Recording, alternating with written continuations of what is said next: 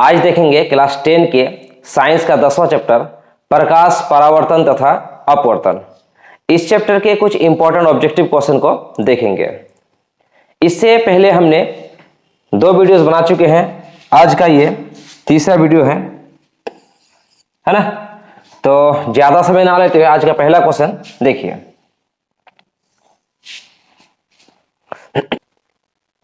आज हम लोग क्लास 10 के साइंस का 10वां चैप्टर प्रकाश, परावर्तन तथा अपवर्तन, इस चैप्टर के कुछ इंपॉर्टेंट ऑब्जेक्टिव क्वेश्चन को देखेंगे। इस चैप्टर का ये तीसरा वीडियो है। इससे पहले हमने 2 वीडियोस बना चुके हैं। अगर आपको देखना है उसको तो प्लेलिस्ट में जाके देख सकते हैं। ठीक है, तो ज्यादा समय ना लेते हुए आज का पहला क्वेश्चन है। देखिए क्या क्वेश्चन है। क्वेश्चन है, देखिए क्वेश्चन नंबर 36। किस दर्पण का दृष्टि क्षेत्र विस्तृत होती है? विस्तृत का मतलब होता है फैला हुआ, अधिक से अधिक। तो यहां पे देखा अवतल दर्पण, ऑप्शन में अवतल दर्पण, उत्तल दर्पण, समतल दर्पण, इनमें कोई नहीं। तो हमारा सही आंसर हो जाएगा ऑप्शन नंबर 2, उत्तल दर्पण। ठीक है। Question number 37।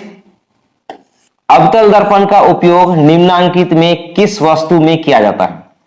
गाड़ी के साइड मिरर में? नहीं, गाड़ी के साइड मिरर में तो उत्तल दर्पण का इस्तेमाल होता है ना।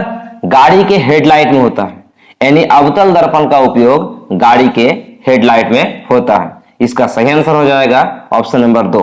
ठीक है। Question number 38। वाहनों में पार्श्व दृश्य, पार्श्व दृश्य का मतलब होता है पीछे का दृश्य देखने के लिए ना। पीछे का दृश्य देखने के लिए दर्पण के रूप में किस दर्पण का उपयोग किया जाता है? यानी वाहनों जो है पार्श्व दृश्य को देखने के लिए किस दर्पण का उपयोग किया जाता है? देखिए अवतल दर्पण नहीं, इसमें तो नहीं होगा, यानी उत्तल दर्पण होगा, क्योंकि उत्तल दर्पण का जो है दृष्टि क्षेत्र बड़ा होता है। हमने यहीं पे देखे, कहां पे देखे हम लोग? हाँ, ये यहीं पे देखे हम लोग कि उत्तल दर्पण का दृष्टि क्षेत्र क्या होता है? बड़ा होता है। इसलिए इसका सही आंसर हो जाएगा ऑप्शन नंबर 2, उत्तल दर्पण। उसके बाद क्वेश्चन नंबर 39। वाहनों के अग्रदीप, अग्रदीप मतलब हेडलाइट, के किस दर्पण का उपयोग किया जाता है? वाहनों में हेडलाइट में जो है किस दर्पण का उपयोग किया जाता है? तो अभी तो हम लोग देखें गाड़ी के हेडलाइट में कौन सा दर्पण था? यहाँ पे अवतल दर्पण। तो यहाँ पे देखिए गाड़ी के हेडलाइट में अग्रदीप में किस दर्पण का उपयोग किया जाता है? तो इससे सही आंसर हो जाएगा ऑप्शन नंबर 1, अवतल दर्पण। उसके बाद जो है क्वेश्चन नंबर 40। सौर भट्टियों में किस दर्पण का उपयोग किया जाता है? सौर भट्टियों में जो है अवतल दर्पण का उपयोग किया जाता है, इसलिए इसका सही आंसर हो जाएगा ऑप्शन नंबर 1, अवतल दर्पण। ठीक है। उसके बाद का क्वेश्चन देखिए, क्वेश्चन नंबर 41। सोलर कुकर में किस गोलीय दर्पण का उपयोग किया जाता है? सोलर कुकर में, है ना, सोलर कुकर में जो है किस गोलीय दर्पण का इस्तेमाल किया जाता है? तो देखिए सोलर कुकर में जो है अवतल दर्पण का उपयोग किया जाता है, यानी ऑप्शन नंबर 1 है। ठीक है। उसके बाद क्वेश्चन नंबर 42। हजामत बनाने के लिए किस दर्पण का व्यवहार किया जाता है? अच्छा, नाई की दुकान में कौन सा दर्पण का इस्तेमाल होता है, व्यवहार होता है? देखिए वहां पे जो है अवतल दर्पण का उपयोग होता है, क्योंकि अवतल दर्पण में जो है ना वस्तु का प्रतिबिंब बड़ा होता है। उसमें एक शर्त है, यदि अगर दर्पण के ध्रुव और फोकस के बीच में रहे तो। ठीक है। इसका सही आंसर हो जाएगा ऑप्शन नंबर 1, अवतल दर्पण। दर्पण सूत्र, क्वेश्चन नंबर 43। दर्पण सूत्र, दर्पण सूत्र जो है 1/v है माइनस 1/u है बराबर 1/f। ठीक है। और यहाँ पे 1/f है प्लस 1/u है बराबर 1/v। ये दोनों नहीं होगा, यानी 1/f 1/v बराबर 1/u, ये भी नहीं होगा, यानी सही आंसर हो जाएगा ऑप्शन नंबर 4, यानी 1/v प्लस 1/u बराबर 1/f। ठीक है। उसके बाद जो है लेंस सूत्र। हाँ, यदि अगर यहाँ पे माइनस हो जाए ना तो लेंस सूत्र हो जाएगा। तो देखिए हम लोग क्वेश्चन नंबर 44 देखते हैं। क्वेश्चन नंबर 44 में क्या है? लेंस सूत्र।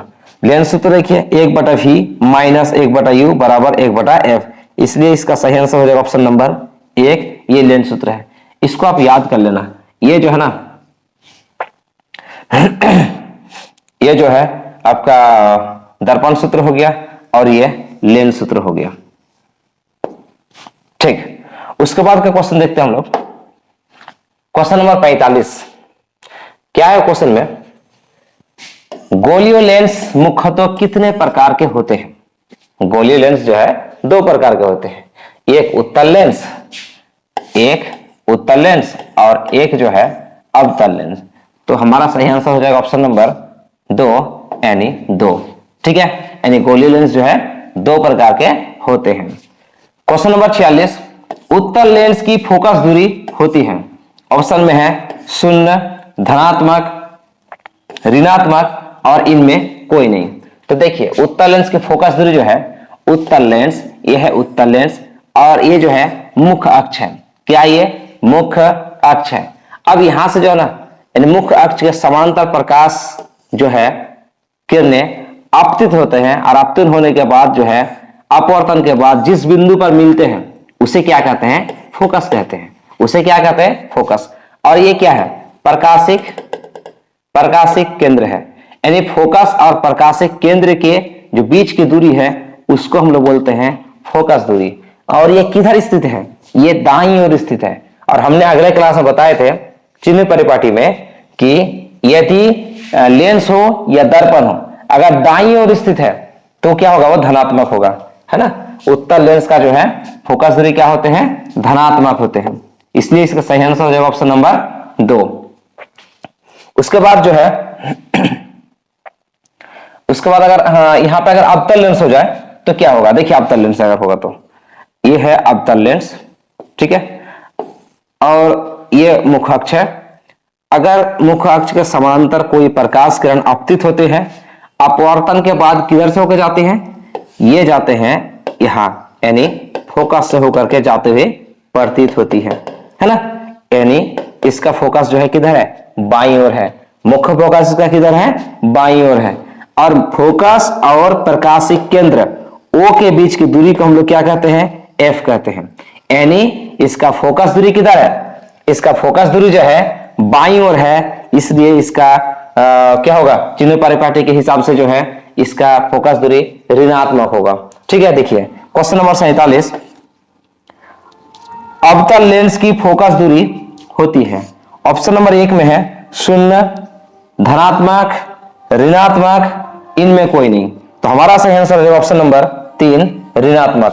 यानी इसको हमेशा याद रखिएगा कि उत्तल लेंस का फोकस दूरी दाईं ओर है, मतलब चिन्ह परिपाटी के हिसाब से यह धनात्मक होगी, और अवतल लेंस की फोकस दूरी मुख्य फोकस बाईं ओर है, यानी फोकस दूरी भी बाईं ओर होगी, इसलिए इसकी फोकस दूरी ऋणात्मक होगा, चिन्ह जो है ऋणात्मक होगी। ठीक है, उसके बाद का क्वेश्चन देखते हैं। देखिए क्वेश्चन में क्या है, किस लेंस की क्षमता ऋणात्मक होती है, किस लेंस की क्षमता ऋणात्मक होती है। तो हम यहां पे जो है लेंस की क्षमता लिख रहे हैं, ठीक है।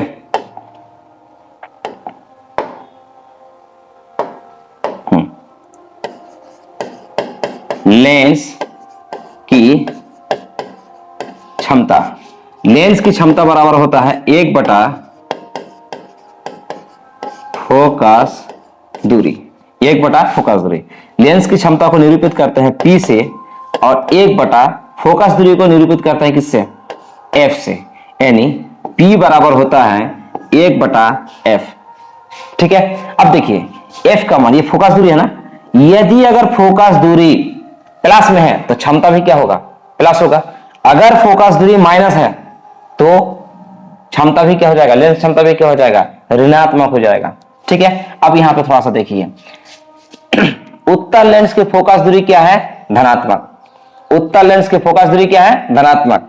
अवतल लेंस की फोकस दूरी क्या है, ऋणात्मक। हमने यहां पे बताएं उत्तल लेंस की फोकस दूरी धनात्मक, अवतल लेंस की फोकस दूरी ऋणात्मक। अब यहां पे देखिए उत्तल लेंस, यहां पे देखिए किस लेंस की क्षमता ऋणात्मक होती है, तो अवतल लेंस की क्षमता ऋणात्मक होती है ना, क्योंकि अवतल लेंस की फोकस दूरी जो है ऋणात्मक है, तो उसकी क्षमता भी जो है ऋणात्मक होगी।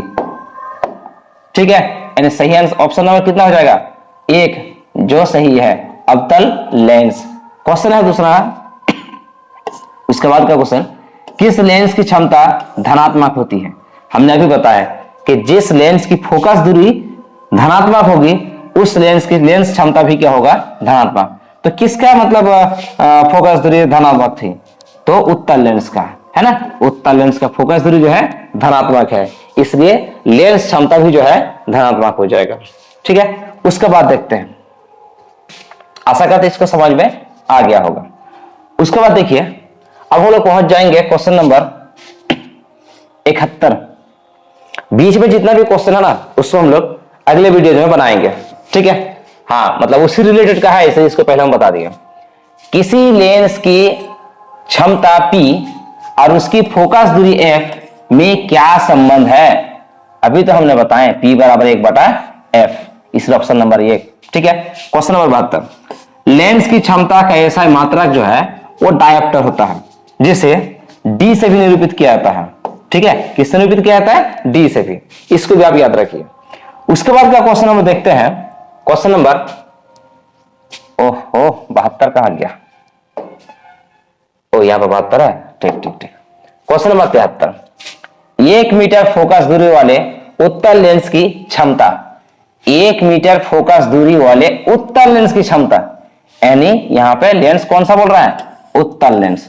उत्तल लेंस की फोकस दूरी प्लस होता है कि माइनस होता है? तो प्लस होता है ना। लिखेंगे फोकस दूरी, फोकस दूरी जो है यानी फोकस दूरी को f से निरूपित करते हैं। फोकस दूरी f बराबर कितना होगा? 1 मीटर, 1 मीटर, लेकिन किस में है ये? प्लस में। क्यों? क्योंकि यहां पे उत्तल लेंस बोला है, उत्तल लेंस का फोकस दूरी जो है 1 मीटर है। निकालना क्या है? लेंस की क्षमता निकालना है। लेंस की क्षमता को किससे निरूपित करते हैं? चलिए एक बार हम यहां पे लिख देते हैं, अगली बार आप नहीं लिखेंगे। लेंस की क्षमता को P से निरूपित करते हैं, जो हमने पहले बता दिए। तो लेंस की क्षमता P बराबर होता है 1/f। 1/f का मान कितना? 1 है, तो हो जाएगा 1/1 मतलब 1 डायोप्टर। ठीक है, अब बताइए इसका सही आंसर कितना हो जाएगा?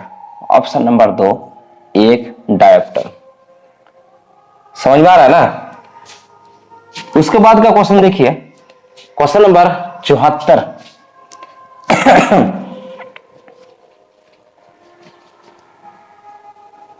2 मीटर फोकस दूरी वाले अवतल लेंस की क्षमता बताइए, है ना। 2 मीटर फोकस दूरी वाले, यानी फोकस दूरी जो है ना f बराबर जो है ना 2 मीटर है, लेकिन कौन सा लेंस का बात बता रहा है? ये अवतल लेंस। अवतल लेंस के फोकस दूरी हमने पहले बता दिए, किस में होगा? माइनस में होगा। अवतल लेंस की फोकस दूरी जो है माइनस में होगा। निकालना क्या है? निकालना है लेंस की क्षमता, लेंस की क्षमता निकालना है, यानी P बराबर 1/f। 1/f का मान कितना है? -2। -2 को -1 को अगर 2 से अगर भाग देंगे तो 0.5 होगा, आगे में माइनस है, माइनस, यानी वो क्या? डायोप्टर। कितना? 0.5 डायोप्टर। ठीक है, वो आगे में माइनस है ना, ठीक ठीक ठीक ठीक, यानी माइनस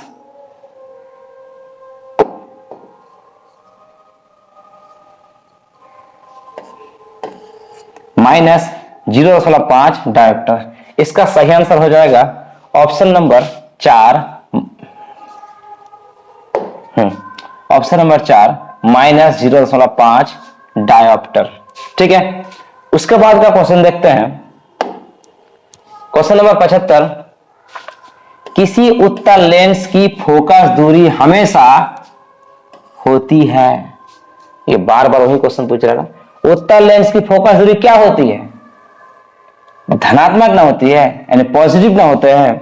ठीक, उसके बाद का क्वेश्चन देखिए, क्वेश्चन क्या है? -4 डायोप्टर क्षमता वाले अवतल लेंस की फोकस दूरी होगी। तो इधर है P बराबर, यानी क्षमता दिया हुआ है -4 डायोप्टर। निकालना क्या है? फोकस दूरी निकालना है। क्या निकालना है? फोकस दूरी हमको निकालना है, फोकस दूरी। तो F बराबर क्या हो जाएगा? 1/P। देखिए P बराबर 1/F, तो आप इसको उल्टा देंगे तो क्या हो जाएगा? F बराबर 1/P। दोनों एक ही है ना। ठीक, तो यहां पे F बराबर क्या हो जाएगा? 1/P। 1 P का मान कितना है -4D। अगर हम 1 को 4 से अगर भाग देंगे तो हो जाएगा 0.25 और आगे में क्या है माइनस, ये -0.5 क्या है ये मीटर, ठीक है, -0.5 मीटर। तो यहां पे देखिए, यहां पे अवतल लेंस तो पहले ही बोल दिया है, मतलब अवतल लेंस के फोकस में माइनस में होता ही है, इसलिए इसको थोड़ा देर के लिए हम हटाएंगे तो क्या है 0.25 मीटर है ना। ऑप्शन में जो दिया हुआ है 0.25, ओहो हो, यहाँ पे तो 0.25 दिया हुआ नहीं है, हाँ वो सेंटीमीटर में है। फिर हमको क्या करना है, यहाँ पे 0.25 मीटर को अगर हम सेंटीमीटर में करेंगे तो 100 से क्या करना पड़ेगा, गुना करना पड़ेगा, ठीक है। अगर 100 से गुना करेंगे तो कितना होगा, इधर हो जाएगा 25 को 1 से गुना करेंगे, 2 शून्य, 2 के बाद 1 लगा दिए, यानी हो गया 25 सेंटीमीटर। क्या हो जाएगा ये 25 सेंटीमीटर। तो सही आंसर हो जाएगा ऑप्शन नंबर 2, 25 सेंटीमीटर। समझ में आ रहा है ना। उसके बाद देखिए, उसके बाद का क्वेश्चन क्या है, क्वेश्चन 77, 4 डायोप्टर क्षमता वाले अवतल लेंस की फोकस दूरी क्या होगा। सेम क्वेश्चन है ना। तो P बराबर जो है, P बराबर है 4 डायोप्टर, निकालना है फोकस दूरी, है ना। क्या निकालना है फोकस दूरी, तो F बराबर क्या होता है 1/P होता है, F बराबर क्या होता है 1/P। अब देखिए यहाँ पे 1 हो गया और नीचे में P का मान कितना 4 है, 4 को हम यहाँ पे लिख दिए।